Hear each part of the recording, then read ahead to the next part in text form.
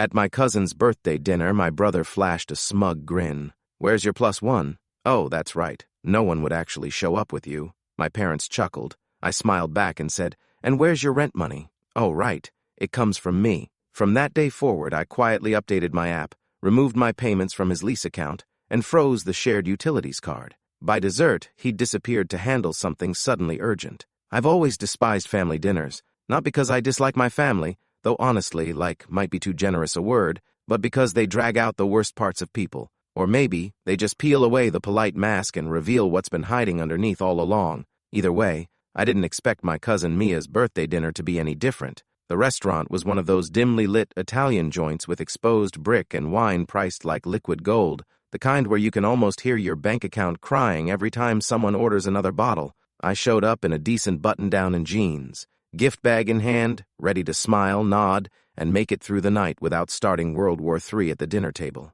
Then my brother spoke. He was already lounging back in his chair, arms thrown casually across the backrest like he owned the place. By the time I sat across from him, that smug half-smile was stamped on his face before I'd even said hello. I should have known. "So," he said loud enough for everyone to hear, "where's your +1? Oh, that's right, nobody would come with you." There it was, no warm-up, no context, just a clean surgical jab straight at my dignity. My parents chuckled. My dad even shook his head like he'd just heard the greatest joke in the world. A few cousins glanced over, some pretended not to, others hid smirks behind wine glasses. I smiled back, but not the tight, polite version. This one was slow, deliberate, the kind of smile that says you've just lit yourself on fire without realizing it. "Where's your rent money?" I asked, tilting my head slightly. "Oh, right. It comes from me. Until today." His grin vanished. My parents froze, wine glasses stuck midair. I didn't raise my voice, didn't cause a scene. I just picked up my phone, thumb flicking it unlocked, and quietly opened my banking app.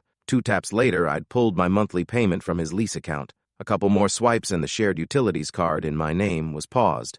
"Done," I said lightly, setting my phone face down on the table. The silence was delicious. My brother's jaw tightened, though he tried to play it off, muttering something about me being overly dramatic. Still, his hand went for his pocket, pulling out his own phone, as if maybe, just maybe, he could prove me wrong, but he knew I wasn't bluffing. By dessert, he had vanished entirely, claiming something urgent needed his attention.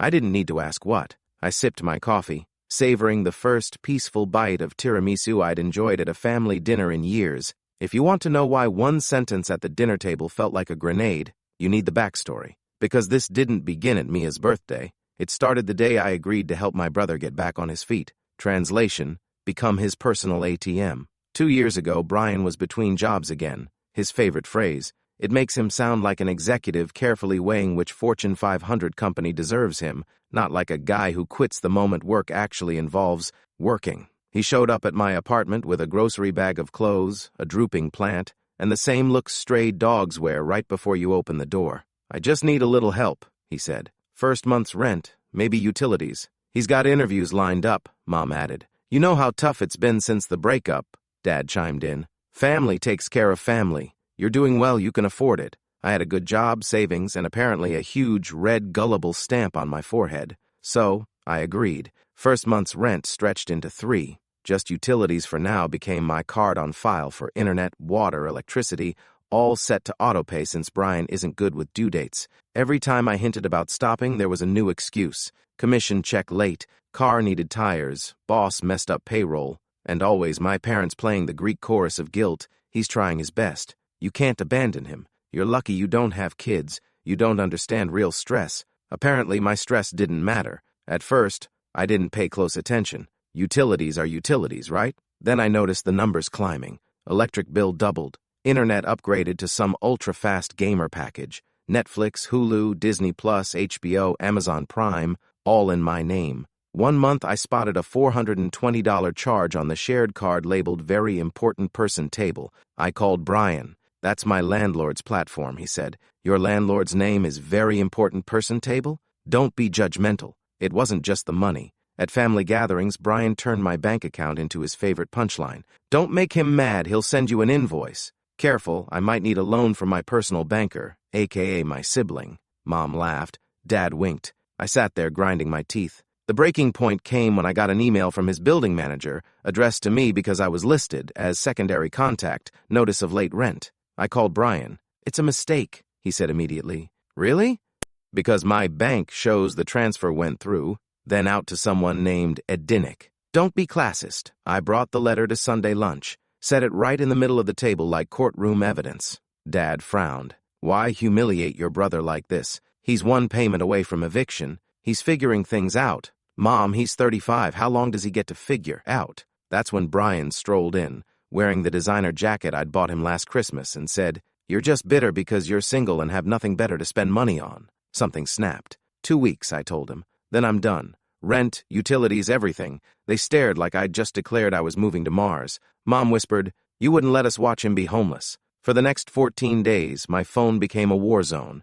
Guilt trips from Brian, emotional voice notes from Mom, lecture-length sermons from Dad about loyalty. I ignored them all. By Mia's birthday, I'd already decided. No more transfers, no more bills, no more safety net. I planned to keep it civil, until Brian smirked across the table and said, "So, where's your +1? Oh, right. No one would come with you." This time I smiled. "Where's your rent money?" "Oh, that's right. It came from me. Until today." I pulled out my phone, canceled his rent transfer, paused the utilities card. His face drained. "You can't do that." "I just did. For 2 years I'd funded his life so he could find himself. He hadn't found himself. He'd just found new ways to spend my money. That ended now. You think cutting me off makes you some kind of hero? You'll regret this when no one's around to help you." I stood. "No, you'll regret never learning to help yourself." He glared, then stormed out, slamming the door hard enough to rattle the frame. Mom followed, muttering about me being cold-hearted. Dad lingered long enough to say, "One day you'll understand."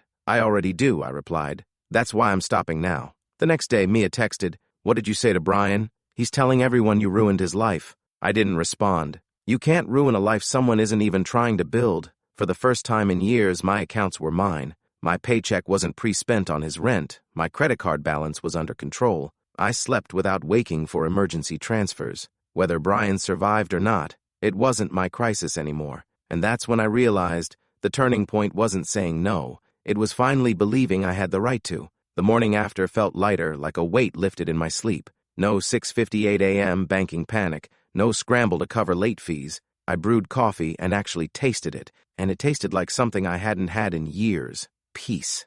By noon, the ricochet started. Mia sent a screenshot of the family chat, titled, "Family Emergency," like my paycheck was company stock. "Mom, we need to rally around Brian in this difficult time." "Dad," sibling cut him off. "Unacceptable." "Aunt Rosa, why was sibling paying his bills in the first place?" For once, silence wasn't on me. At 2 p.m., Brian's property manager called. "You're listed as secondary contact, past due notice." "I'm not a guarantor," I said. "Understood. If payment isn't received by Friday, it'll be pay or quit. Do you want us to remove your email?" "Yes." "Do your job." A polite chuckle. "Rent isn't negotiable." Click. One rope cut. That night, Mom tried the soft voice. "Honey, your brother had a panic attack. He's not like you. He's sensitive." "So am I," I replied. "I just stopped paying for it." By Wednesday, Dad left a guilt-laced voicemail. "If your grandmother saw this lack of loyalty, delete. Dead relatives don't co-sign debt." Brian's messages swung from bravado to begging. "I'll be fine without you." Then they're adding late fees. "Spot me $300. Friday for sure." "Then you're actually evil." I typed one word, "No." My hands stopped shaking. Then he tried harder. Fraud alert on the utilities card. 10 minutes later, denied credit application. I'd frozen my credit the night of Mia's party. I closed the utilities account completely, scrubbing all shared links, Amazon, Apple, Uber. The quiet after that tasted like clean water. Friday, the pay or quit notice landed on his door. By sunset, he was pounding on mine. "You did this! They want $1,840 by 5 p.m. Sell the jacket, sell the watch. Ask your very important person buddy to mentor your rent." "I'm not pawning my life. You've been pawning mine," I said, closing the door on a key that no longer worked. The next morning, Mom went nuclear over text. "If he's evicted, it's on your conscience. If he's evicted, it's on his lease." That afternoon, an invite popped up, family strategy dinner, spreadsheet emoji included. I went. Boundaries mean nothing if you hide behind them. Dad laid out cards like business terms. Mom forced a holding-it-together smile. Brian looked wrecked but polite. Dad steepled his fingers. "Simple bridge plan. 90 days. You cover rent while Brian transitions. He'll handle utilities. No, I said. Mom's smile cracked. Sweetheart, be reasonable. For 2 years I've been reasonable. I slid my phone across the table. $420 club charge, fake landlord, fraud alerts, eviction notice. Reasonable is why we're here. Mia offered softly. He could sell the gaming PC, the jacket, the watch. I'm not selling my watch, Brian muttered. Then you're not serious, I replied. He sold the PC and jacket, borrowed the rest, and made rent without thanking me, which was fine. Gratitude would have felt like theft twice. After that, I started small, a ceramics class, moving my phone charger to the kitchen, replacing the guest couch with one for myself. People noticed I seemed lighter. Dad tried the same old lectures. Mom sent late-night recipes as code for I miss you. Brian still pushed, but nothing happened. There were losses. Sunday mornings felt strange without checking my bank app.